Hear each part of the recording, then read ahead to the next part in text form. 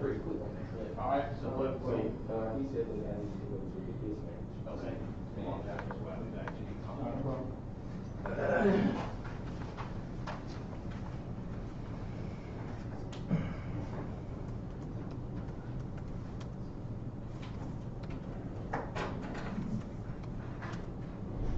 Look, man, how you doing?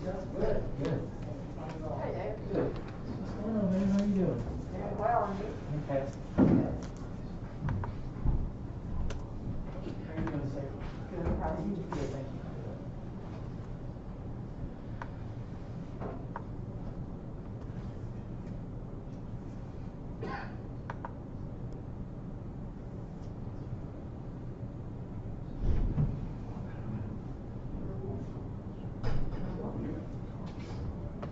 Hey, Josh.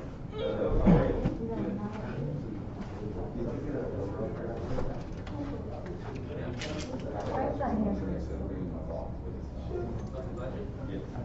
I don't foresee that, he'll probably,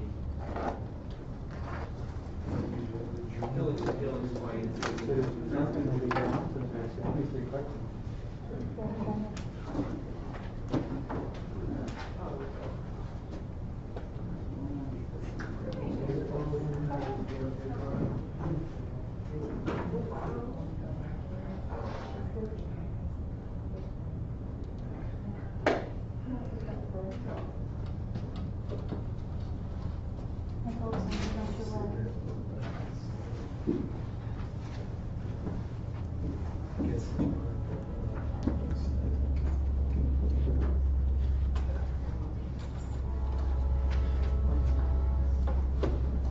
Hey, James. Good to see you there. Good to see you. Well.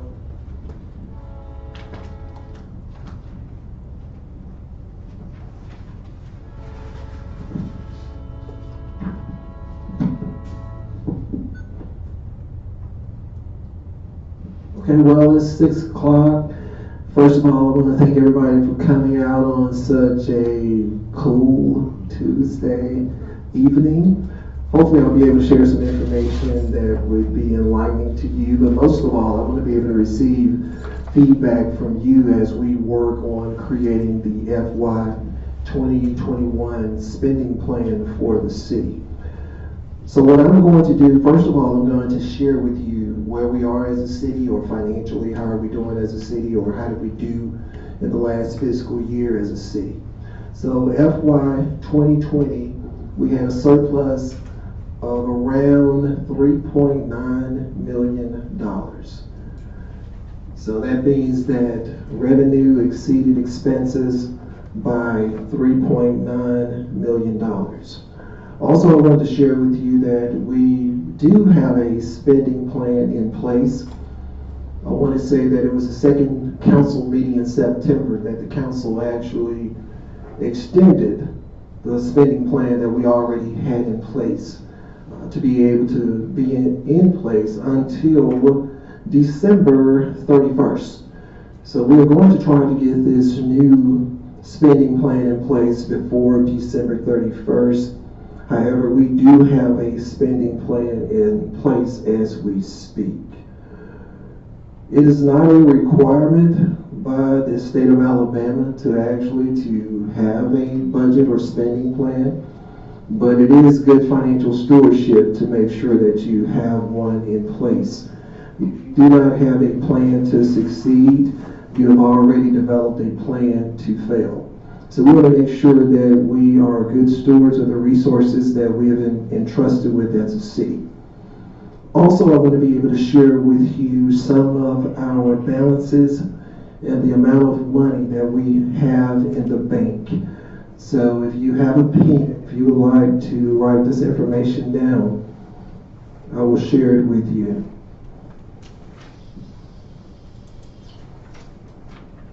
Okay, currently we have about $5.9 million in reserves, which is 20 to 25% of what is the projected revenue for the city. So that is a pretty strong reserve fund to be able to have $5.9 million in reserves. In the general fund, we have $2.9 million, which means that if the city did not receive $1 in revenue over the next 2 months, because our expenses are about $1.5 million a month, we have almost $3 million in the reserve fund, in our general fund, which means that if we didn't collect another dollar, we would still be able to sustain the city for 2 months. I do not project that that is going to happen. Even in the midst of COVID, we've actually done better this year in our sales and use tax than we've ever done with our sales and use tax since I've been involved with the city finances. I think one of the reasons that our sales tax is so strong is because we sell luxury automobiles, and it seems that the individuals that purchase those automobiles are doing pretty well during COVID. So our sales have actually increased instead of decreasing with our sales and use tax. Then in our police fund, we have $463,955.92. In restricted funds, we have $1,573,191.56. In our water fund, we have $2,101,256.69. In our court fund, we have $520,816.16. In our gas tax, we have $813,518.15. So if you add all of those funds together, and I hope I did my math correctly, we should have $14,337,444.81. So I would say that that is a pretty strong cash balance when you are dealing with your restricted funds as well as your unrestricted funds. So the city of Irondale had a fantastic year, even though we had COVID. So we would have to give a shout out to the staff for a great job that they've done making sure that they stay within their budgets, and they've done even a better job by submitting their information for the upcoming fiscal year. So what I wanted to do is to be able to get feedback from you to determine what are some of the things that you would like to see the city do for the upcoming year, because these are your resources, and we want to make sure that we have buy-in from everybody so that it will be much easier to pass a spending plan when everybody is in agreement. So please do not be shy with your questions. I am here to do the best that I can to be able to provide you with the information that you need, and hopefully when you leave this place, you can become a mouthpiece for what we're trying to do here in the city of Irondale. So I've been working on a draft for our upcoming 2021 spending plan. So far, I've projected the revenue to be around $23 million, or $23,060,111. Last year, I want to say our budget was around $20 million or $21 million. So we're talking about a couple of $1 million increase in our revenue. And the reason that we will have an increase in revenue, or we're projecting an increase in revenue, because our sales and use tax usually grows at a 3% rate. We've done very well with our occupational license fee. And then we also did an extremely good job with our business license collection for last year as well.